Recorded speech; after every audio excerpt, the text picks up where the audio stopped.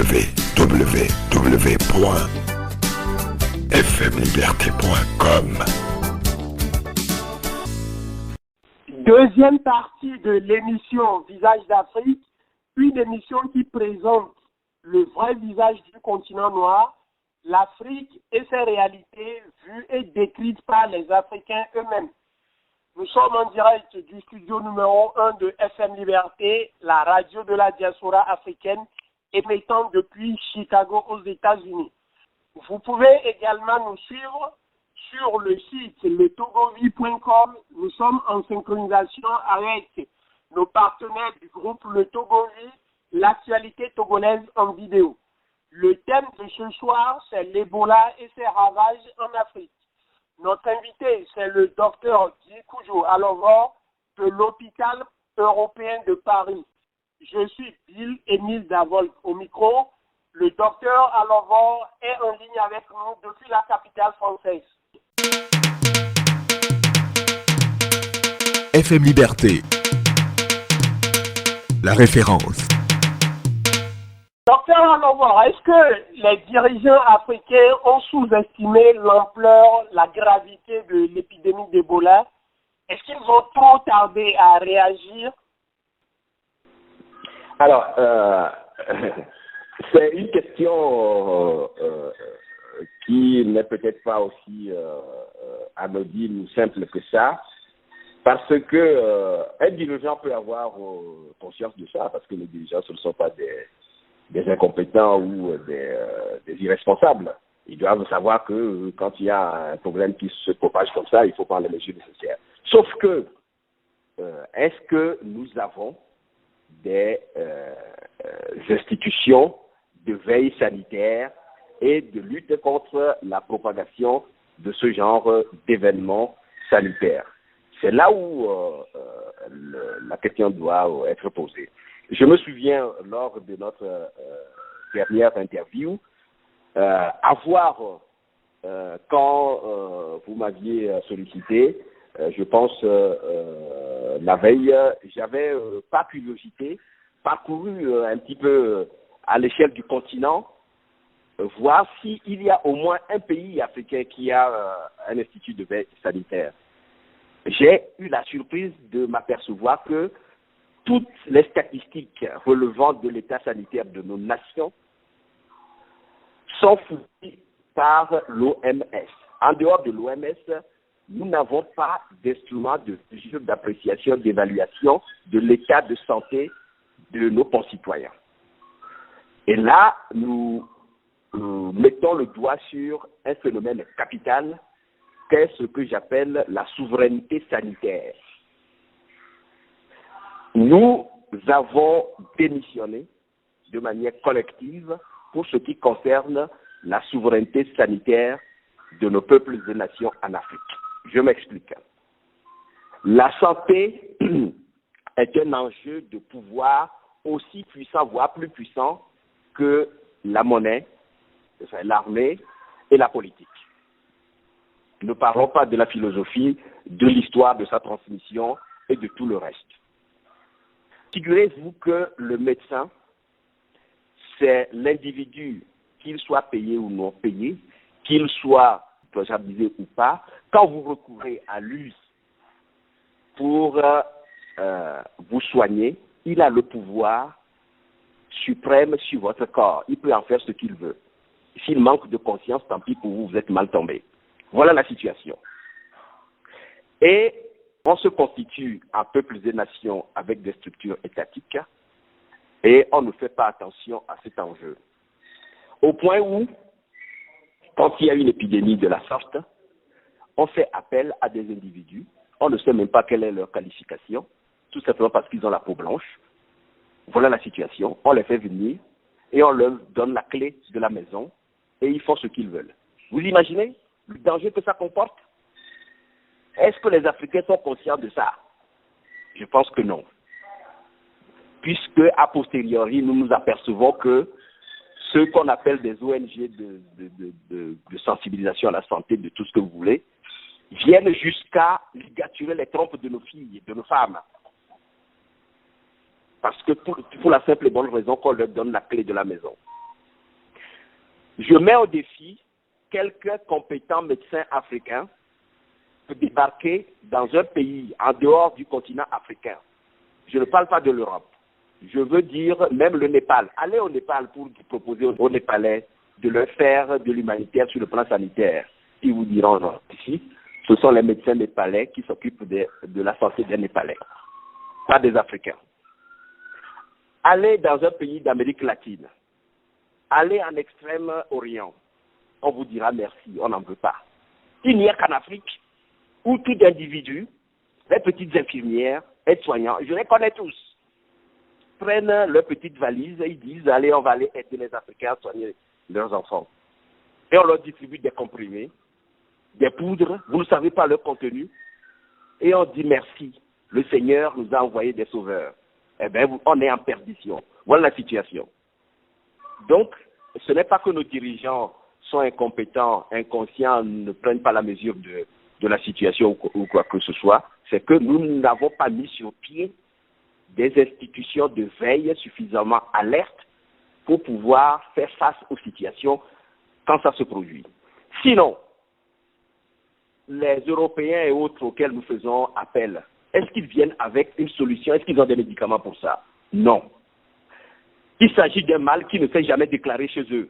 Mais on demande leur aide pour juguler ça, alors que nous y avions déjà fait ça depuis l'aube des temps dans le bassin du Congo. Ce n'est pas la première fois. On considère que c'est en 1976 qu'on l'a vécu. Depuis 1976 jusque maintenant, est-ce qu'il y a un autre peuple sur la planète qui a jamais eu à faire face au virus d'Ebola? Et ce n'est pas la seule fièvre hémorragique que le continent africain connaît. Il y a la théorie de complot qui fait encore surface, comme c'est le cas souvent quand il s'agit de grandes épidémies, de grandes maladies. Est-ce que vous partagez l'inquiétude des gens qui pensent que les Américains ont peut-être manipulé quelque chose? Donc, comme ils ont coutume eux-mêmes de dire quand il y a une catastrophe qu'aucune piste ne peut être exclue, ben, retournons leur cette affirmation. Cette affirmation, aucune piste ne peut être exclue. En plus de cela, le doute, comme je disais tantôt, est le début de la sagesse. Il faut douter de tout. Pourquoi? Depuis 1976 que cette maladie est connue, il y a eu plusieurs épidémies. On peut en dénombrer une bonne dizaine, voire plus. Mais en général, au bout de 2 à 3 semaines, ça s'éteint d'elle-même comme c'est venu.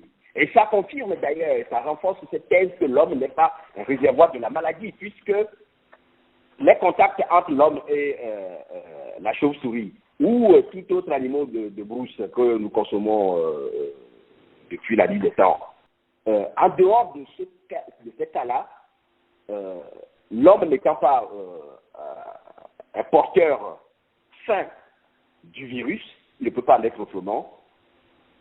Dès lors qu'il n'y a plus de contact accidentel qui a pu faire transmettre le virus de l'animal sauvage à l'homme, ça s'arrête. Ça s'arrête. Et d'ailleurs, la question qu'on peut poser maintenant, est-ce que c'est la même souche qui,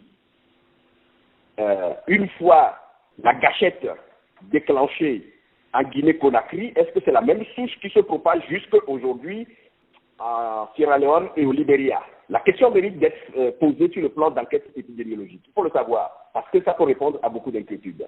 Je m'explique. Si c'est la même souche, ce qui est peu probable, ça veut dire que depuis que le saut s'est fait de la brousse à la ville, c'est-à-dire de la chauve-souris, du chimpanzé ou parce que le porc épic et les antilopes et autres peuvent être des porteurs accidentels des fois, c'est rapporté. Depuis que ce saut s'est fait, la propagation d'homme à homme a permis que ça se poursuive jusqu'alors. Si tel est le cas, donc ça devait être la même souche. Sinon, entre-temps, il y a eu encore un autre saut voire plusieurs autres dans d'autres pays qui ont évolué vers une contamination comme ça de masse avec contiguïté, favorisant la propagation du virus. Donc, voilà la question qui pourrait être intéressante à trancher. On comprendra dès lors que des gens en Afrique, puisque nous avons démissionné et déserté ce terrain d'une lutte acharnée, vitale, qu'il en arrive que des Africains deviennent suspicieux et disent que Ebola est un complot des Blancs. Ils ont raison. Ils ont raison. Je n'en sais pas quelle est la véracité de cette suspicion, mais je le leur concède. Ils ont le droit de se poser des questions. Le doute est le début de la sagesse. Quand vous savez ce qui s'est passé avec des tentatives d'élimination des individus de race noire en Afrique du Sud, avec toutes sortes de médecins savants sorciers, vous connaissez l'histoire. Quand vous savez comment le virus du sida est arrivé dans l'histoire sanitaire de l'humanité, vous qui êtes aux États-Unis ici, vous n'êtes pas en possession des documents de la Navy qui ont été publiés par le docteur Graves, qui a été au cœur de ce programme de lutte contre les lymphomes, où on a trouvé que, ah tiens, on est tombé sur quelque chose, on pourrait peut-être l'utiliser pour éliminer la race noire. C'est comme ça que le VIH est apparu. Et quand vous connaissez les autres projets des théoriciens qui veulent aboutir in fine à une Afrique sans les Africains, et qu'on est là à jouer, s'il vous plaît, au tam-tam, peut-être que le ciel va nous tomber sur la tête. C'est un miracle qu'on survive encore. Voilà la situation. Vous le savez bien. Justement, que font les ministères de la Santé pour protéger la population? Vérifie-t-on que ces humanitaires qui débarquent en Afrique et du jour au lendemain deviennent médecins, docteurs, ont réellement la compétence, les qualités requises? Nos ministères de la Santé ne prennent pas véritablement des mesures sanitaires susceptibles de protéger nos peuples et nations contre les intrusions étrangères. C'est-à-dire, quand un individu part des États-Unis ou de la France pour dire qu'il va faire de l'humanitaire en Afrique, quels sont les éléments d'appréciation de la compétence et du bien fondé de ce que cet individu veut apporter en Afrique? Quel est l'organisme qui l'autorise à le faire? Est-ce que nous avons les moyens de vérifier de l'authenticité de la qualité de médecin ou d'infirmier de cette personne, si tant est que la personne décline véritablement son identité?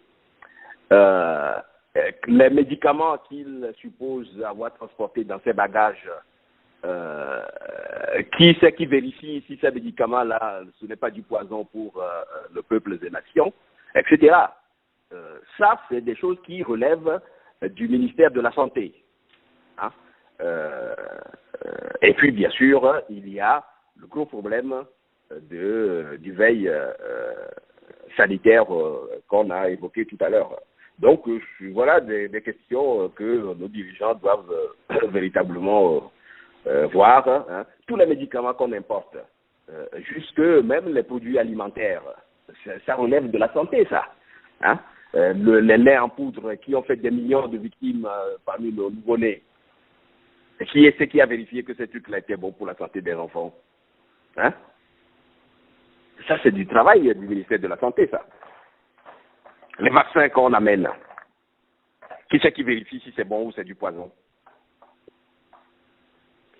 Mais chaque jour, il n'y a pas ce jour. Qui c'est qui vérifie si c'est bon ou si ça peut donner des accidents? Oui, je disais, il n'y a pas ce jour où on ne nous montre sur les médias les dons de telle organisation, de telle ONG, de tel pays, de ceci, cela. Oui, ben, ces dons-là, c'est le bon Dieu qui les a envoyés. Même quand le bon Dieu vous envoie quelque chose, il faut vérifier si c'est bon pour vous. Hein? Moi, si je me lève le matin et que je vois un petit cadeau déposé devant mon oreiller de la part du bon Dieu, je vais quand même vérifier un petit peu, puisqu'il m'a donné l'intelligence de le faire, si c'est pas le diable qui l'a fait à sa place. Je vérifie avant de consommer ça. De toute façon, si j'ai le moins de doute, je vais donner ça à mon chat pour voir s'il ne va pas mourir. D'ailleurs, je ne vais pas le faire à mon chat, je vais donner ça au chat du voisin. Je préfère que le chat du voisin meure plutôt que le mien propre. C'est des précautions minimum. Le monde entier, c'est pas comment dire un magasin où la sécurité est garantie pour tout le monde. Hein. Ah oui. Il faut un minimum de précautions. Et ces précautions, c'est le travail du ministre de la Santé. S'il ne fait pas ça, il fait autre chose. C'est pas bien. On est dans une situation où, honnêtement parlant, c'est comment dire, on s'est déresponsabilisé, on ne prend pas en charge ce qui nous relève de notre souveraineté et de notre devoir, c'est-à-dire un peuple considérer le domaine de la santé comme relevant pleinement de la souveraineté, aussi bien que les finances, la monnaie, l'économie, le pouvoir politique, le pouvoir intellectuel, le pouvoir des armes, etc. Voilà. Pour conclure, docteur Guy Alovor, aujourd'hui, face à la situation, que devons-nous faire en général? Il faut retourner aux fondamentaux, à savoir insister sur l'attitude à adopter lorsqu'on est en face d'un cas suspect. Cela suppose la multiplication des moyens de communication et de sensibilisation. Je parlais tantôt, pourquoi pas de l'utilisation, puisque tous les Africains en ont maintenant, du téléphone mobile, pour que de temps en temps, il y ait des messages qui soient diffusés à travers des automates vocaux, hein, de courts messages de 30 secondes à 60 secondes peuvent résumer que doit faire un sujet lorsque il a en face de lui une personne qui présente des signes caractérisés d'Ebola, que tous les Africains, il ne faut pas attendre qu'il y ait un épisode prochain. Ceux du bassin du Congo doivent être habitués parce qu'ils en ont vu des tonnes. Tous les Africains doivent connaître les symptômes de cette maladie. Et quand on en voit, qu'est-ce qu'on doit faire? On doit ressensibiliser suffisamment les gens. On doit aussi, surtout, parce que quand la phase d'état est arrivée, et Dieu sait que souvent on n'est pas très enclin à courir à l'hôpital au moindre mal. On traîne souvent à la maison. Malheureusement, 2 à 3 jours suffisent, faute de réanimation, que la victime décède. Et quand la victime décède, on ne fait pas de cérémonie funéraire. Il faut le dire aussi, le répéter. Et quand on a un sujet qui est supposé suspect, on doit faire en sorte que ce soit des équipes spécialisées avec des gens qui ont des véhicules de confinement, eux-mêmes portant des combinaisons étanches de confinement, d'isolement, qui doivent venir chercher le malade et l'amener dans un centre qui doit être doté de toutes les règles de sécurité, évitant que la personne qui travaille là-bas en rentrant chez lui à la maison ne ramène pas le virus pour contaminer ses enfants, sa femme et tout ce qui s'ensuit. Si on observe ces règles de confinement strictes, le virus n'est pas capable, puisque l'homme, encore une fois, n'est pas porteur sain, de résister lorsqu'on l'empêche de se propager. Il ne peut pas être autrement. Quand un individu est sain, il ne peut pas avoir le virus. Alors que, par exemple, le sida, peut-être moi-même qui vous cause ici aujourd'hui, je le développe au précis, peut-être que j'ai le virus. Et que je peux contaminer une personne avant de l'avoir su. Ce qui est beaucoup plus inquiétant que l'Ebola.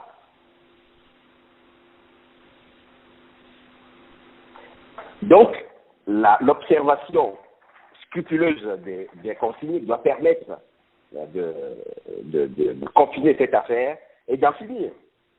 Mais alors, c'est là où l'hypothèse du complot, je ne suis pas un paranoïaque des affaires complotistes, etc. On peut dire tout ce qu'on veut, mais il y a aussi les faits. Mais c'est quand même, il faut se le dire, la première fois qu'on voit une épidémie aussi longue et aussi massive. Et quand on connaît les antécédents, il y a de quoi se méfier. Moi, je serais dirigeant africain, je vais demander à tous les Européens de partir tranquillement, c'est gentil, et je vais réfléchir et voir comment je peux faire moi-même. Parce que on n'a pas à avoir des inquiétudes et des suspicions. Vous êtes de bons copains, c'est bien. Si j'ai besoin, je vous appellerai pour l'instant rentrer chez vous. On va voir comment on fait et essayer de trouver des solutions. Mais là, on a compris qu'une fois qu'on a de bonnes combinaisons, et si vous pouvez nous en envoyer quelques-uns d'ailleurs, ça serait bien. Ça vous évitera de vous déplacer parce que ça coûte cher aussi. Voilà comment on doit procéder. Quand on est des pays indépendants, ça veut dire qu'il est capable de prendre en charge sa destinée. Il faut qu'on fasse ça aussi. L'indépendance ne se résume pas uniquement à la politique. Il y a surtout le volet sanitaire qu'il ne faut pas négliger. Merci à vous, Dr Guy Alovor, de nous avoir accordé cet entretien depuis Paris. Merci à Bill et puis à l'occasion, il n'y a pas de problème.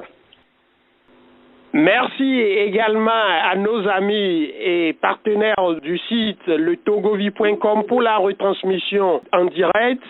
Je suis Bill Émile Davolk, assisté à la technique d'Eric. Nous vous retrouverons dimanche prochain pour un autre numéro de Visage d'Afrique. Bonsoir chez vous.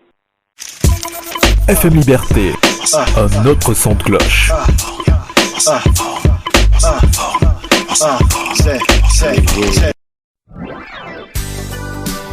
www.fmliberté.com